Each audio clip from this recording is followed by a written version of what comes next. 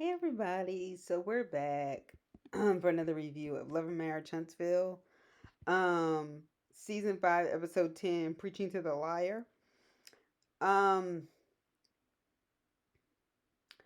Once again, I think this is just an emotional episode for me, at least the end of it, because once again, I'm so emotionally tied to it in the sense of breast cancer, my mother being a breast cancer survivor. So I actually want to start this review out backwards. And even though she'll never see this, it just, Kimmy, I'm praying for you, your family, praying that you get through this. I'm a witness that people can get through it. I knew people, one of my closest friends, her mother was not so lucky with breast cancer, but my mom did survive it. And so we're praying for you. I'm Once again, you are always a sweetheart in the class act. You still showed up to Macy's party, found out, your lumps were cancerous. And you told Tisha to her face you didn't want to have a conversation over the phone. You still cared enough about her, even in the way you told her. You told her about the lump in your breast. Tisha starts to cry.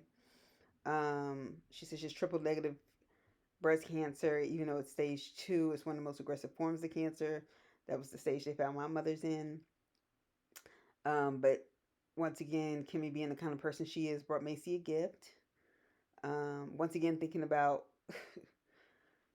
as Tisha and Maurice pointed out, thinking about somebody else other than herself as always. So we're praying for you. We're praying for you. I'm praying for you, and I know it's gonna be all right. I know it's tough. Trust me, the process is tough, but you're gonna be all right.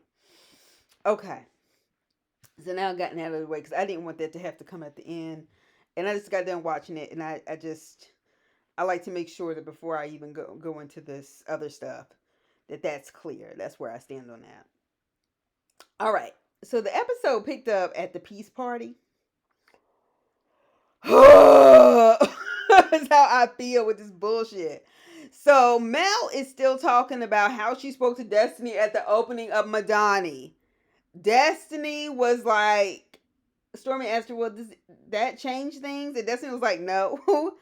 And Destiny said the bottom line is that when Mel spoke, it wasn't audible. I don't want to hear nothing else about this shit. I'm tired of even giving my opinion on it. I'm just done. I'm just done, done, done. These grown ass women let this shit go. That Madani opening got ghetto, and not because of Destiny. Stormy was not invited and should not have come. She certainly should not have come with her husband and her crew. Mel, you were not invited. Don't call yourself supporting black businesses and then you throw up a little hey to the person sponsoring that. Just cut the bullshit. Next, Mel says, look, at this so-called peace party, was like, people need to normalize, if I hear that phrase one more fucking time from anybody, people need to normalize if people don't want to be friends anymore. Destiny agrees.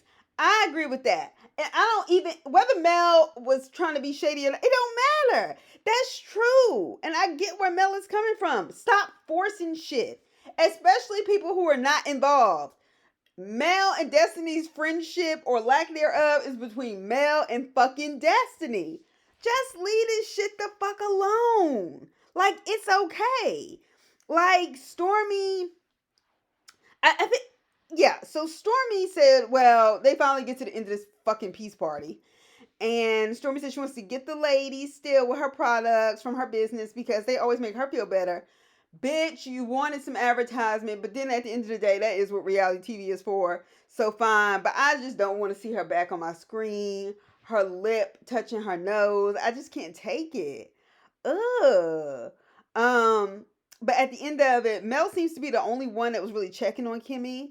Like, had the emotional intelligence to be like, that's not the Kimmy I know.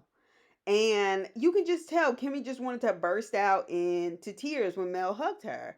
And I think that's the kind of thing you need from somebody. Regardless of, how close we were or what weren't, or we should have been and we're not. When things seem like that, that's when you step in as a friend. So shout out to Mel for that. All right, Tisha and Marceau. Another fucking segment we did not need. So Marceau is down there setting up a carpeted picnic, whatever the fuck that is. It was when he said I had pickled watermelons, was where I just got all the way off the fucking subway train and just decided I would walk my ass across Manhattan to get home. Like, what the fuck? Pickled watermelon? That just sounds gross. Anyway, Tisha, your acting is terrible, okay? Stop playing like you were surprised with that setup with that whole ass camera crew in your house and Marceau being the macho, you know, sexist asshole he is. It wasn't like he could go in that refrigerator and figure all that shit out. Girl, bye. Anyway, Marceau and Tisha are still talking about how they can improve their marriage. I'm not married. And I'm not gonna sit here and do all this disclaimer bullshit. Well, I'm not married, so I can't speak on it. I don't know exactly. I don't give a fuck. I'm watching this show and I'm reviewing this shit.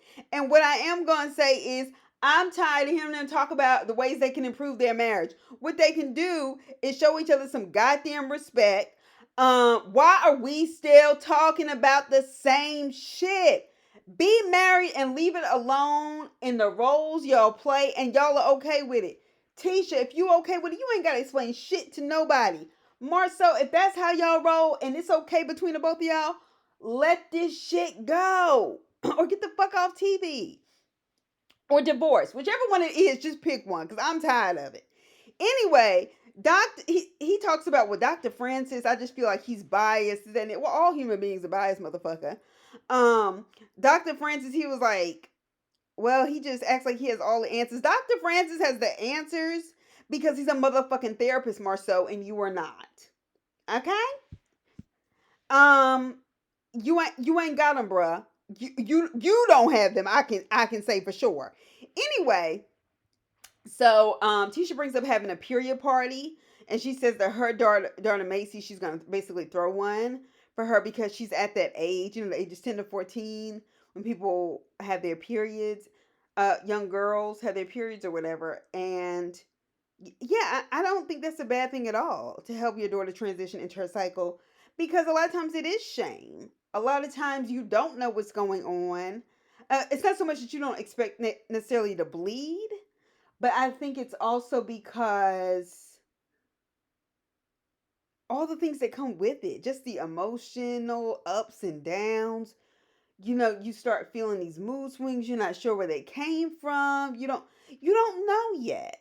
You don't know yet, and I think there is a lot of shame around it at school. The way bathrooms are set up, all the things. And I actually think that's a good thing to kind of celebrate it and that you're just coming into your womanhood biologically. Um, yeah, so I'm kudos to Tisha for that. So Maurice and Kimmy, they're in the car on their way to the doctor, and he's asking her about a biopsy, what it is.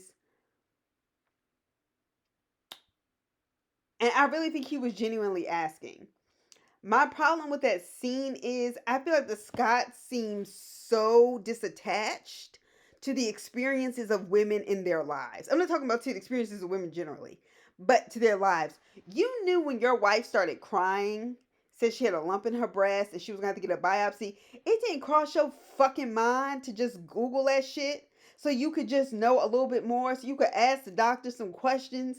Like, it just, see, I hate that. It just kills me when people like Kimmy, who are so sweet, so kind, so empathetic to everybody else, and I just feel like her husband should have been more astute at that point. She should not have been explaining a biopsy on her way to get it when she was on the edge of tears. I was like, Maurice, god damn. Anyway, Kimmy is nervous. She's trying to push through. Then we get this scene with Destiny at a photo shoot. Okay. Okay, Destiny. Now, Mel comes. Apparently she was invited this time, so that's something. Now Destiny is in the confessional saying she doesn't, when they asked her about Mel coming, how does she feel about it? And so she was like, I don't want to answer that question. Destiny, girl, bitch, what the fuck you invite her for if you was that ambivalent about y'all's friendship? This is what I'm talking about. Like, even if y'all had to have a fourth scene, why invite her to a photo shoot for your song on 10, whatever the fuck she said, and for a song that ain't, I ain't gonna say most people ain't gonna listen to. Well, I will say most people aren't gonna listen to, but I'm sure there's some dumbasses out there downloading that single and buying it. Anyway, I just hate when people are taking photos of shit. And I'm not talking about like family pictures or like selfies, but like these big photo shoots. And we don't ever see where these photos go. Like, she's taking photos for a single. Once again, I don't know where this music goes, what black hole, what vacuum sucks it out into the world. But I don't never fucking see it and I don't want to. So, anyway, a waste of goddamn money was the point I was getting at. So, they sit down and talk even though photo shoot is supposed to be work. Destiny sits down and talks, and her and Mel start arguing about Mel speaking at Madani or not speaking. I am so done with that shit. On Carlos King, whatever the fuck is going on, y'all have drugged this shit the entire fuck out. It's stupid. It's stupid, and Destiny and the Mel shouldn't have even agreed to be in no scene to talk about this bullshit again. So, Mel and Destiny argue about Destiny having called Mel a master manipulator. Mel's offended by it. Okay? And I'm just sitting here like, why did y'all's grown asses choose to meet up? People go, oh, that Philistine. Oh, it's contract. I don't give a fuck. Anyway, I think people just need to accept Destiny and everybody else who has a problem. Tisha and all the other ones. Just accept that Mel is okay being without these people in her life. And once again, this goes back to the peace party. I do think Mel was absolutely right about that. Sometimes people just move on, grow in different directions. That actually is real, and it does not have to be contentious. It doesn't. So basically, we're talking about Mel and Destiny. They both went through a divorce around the same time, and Destiny's like, yeah, we both went through divorces, but I feel like I went through a divorce with you. Like, she felt like it was kind of the death of a friendship. I can certainly understand feelings around that. I get that. I'm not going to take that away from Destiny. But Destiny, and this is not to take away from her pain, but Destiny wasn't married nearly as long as Mel was. And Mel also went through a very public divorce, being the star of this show. And not simply very public divorce, but what led her to a public divorce was her ex-husband having multiple affairs and then having a baby on her, clearly having unprotected sex with another woman. And then that becomes the public's knowledge. And then she has 4 fucking kids to raise and trying to protect them as much as possible while still living a very public life. I don't think, Destiny, that's the same thing, and your child has barely learned to utter words at this point. I'm not saying it's easy for you. I'm not dismissing what you've been through, but it's not the same. It's just not. And maybe this is just who Mel is. Maybe she's always been this way. I don't know. Or maybe this is just post-divorce Mel. Regardless, I just think people need to come up off of it. They need to come up off of it. It's not, it just seems like y'all just digging at this woman at this point for no reason. So Destiny was like, you love me, don't you? And they showed this montage of clips of their friendship. Mel was like, of course I do. I don't love all your ways, you know.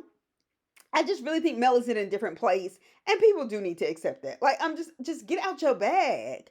Like, find somebody else to bitch about. Damn, Destiny, you ain't got no other friends.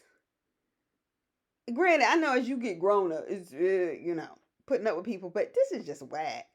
Mel's in a different place. They have to accept that Destiny went through a divorce, but it's just not the same. That's the point I want to make. Anyway, so we get to the period party. They have a speaker who does these events regularly, but she brings in an OBGYN, a nutritionist, to help teach young girls what they need to know. What about their body parts? About eggs, about your ovaries, about what's happening to your body when you have a period. And once again, that's still going to be different, right? Like, I still get migraines right before my period and at the end of it. Everybody doesn't experience their period like that. Some people have really heavy mood swings. Some people have lighter flows. Some people have heavier flows. And that's important just to say, like all your friends aren't going to have that in common. They'll have a period, but it's okay that your body responds differently. That's okay. And I think that's a healthy thing. Tisha said she wanted initially to make this a co-ed event, but then she decided to focus on this being a girl event so girls would feel comfortable. Tisha, why are you acting like we didn't watch Marceau saying he wasn't gonna be a part of this? Like we actually just saw that shit 20 minutes ago. Like, Tisha, when you lie like that, it makes me wonder what the fuck else you're really lying about, and that's why it's hard to feel sorry for you. Okay? Anyway, but one of the things I thought was interesting that they talked about, I had never heard it expressed this way, even though I knew it existed. When a woman brought up period poverty, um, which I think is great and unfortunate. As one that she was given light to, especially with the cameras and so many people watching the show. But it's unfortunate that it is the case.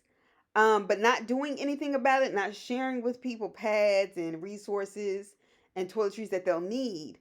Not having the resources that's the absolute worst. It really is. And all these extra taxes, we refer to it as the pink tax, all the extra things that cost, from girls' toys to pads to painkillers to tampons. What kind of pads? Do they have wings? Are they deodorized? Are they not? What brand? Like all these things are very costly. Like I grew up in a family with 5 children, 4 girls and 1 boy. With a mother and a father. I don't want to hear this shit. Oh, it's if you have seen. Fuck that shit. That was still fucking costly. It's still costly now.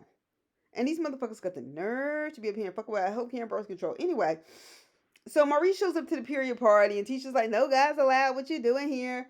But once again, I don't believe shit that come out of Tisha's mouth now. She lying about dumb shit. Kimmy walks up and she tells Tisha she has some bad news. And she tells her about the lump in her breast and that it's cancerous. Once again, Tisha starts to cry and just said, look, I know you're not going to tell me if things go bad, so I'm just going to be popping up on you. And honestly, somebody like Kimmy needs that kind of support and love. And I'm going to need everybody. And when I say everybody on this motherfucking cast and everybody in her life, including Maurice, to fucking get it together and rally around Kimmy, and that she is not stressed. There is no reason why she should be carrying so much of burden. I don't give a fuck about Maurice being a lawyer. I don't give a fuck. His child is school age. And I know they're a blended family and she's the bonus mom, but the bottom fucking line is that's still his kid. And I think so much has been cast upon Kimmy and he has become so dependent on her. And right now, motherfucker, it is time for Kimmy to cash in and you need to be there to support her. But that's just my 2 cents. But anyway, y'all have a good weekend. I'll see y'all tomorrow for Potomac. And yeah, y'all be sure to like and subscribe. And like I said last week, look, it is fine. I encourage people to comment because I'm growing my channel, liking the videos, subscribing and stuff like that. But once again, I don't know these people. And I imagine many of you don't either. So I don't want to be in the comments back and forth with people just nitpicking. So just like, don't get me wrong. You are welcome to get in the comments and disagree with me. But like, you don't have to like just go in. It's just a show with some real issues. But it's a show. All right. Anyway, y'all have a good night. Talk to y'all later. Bye.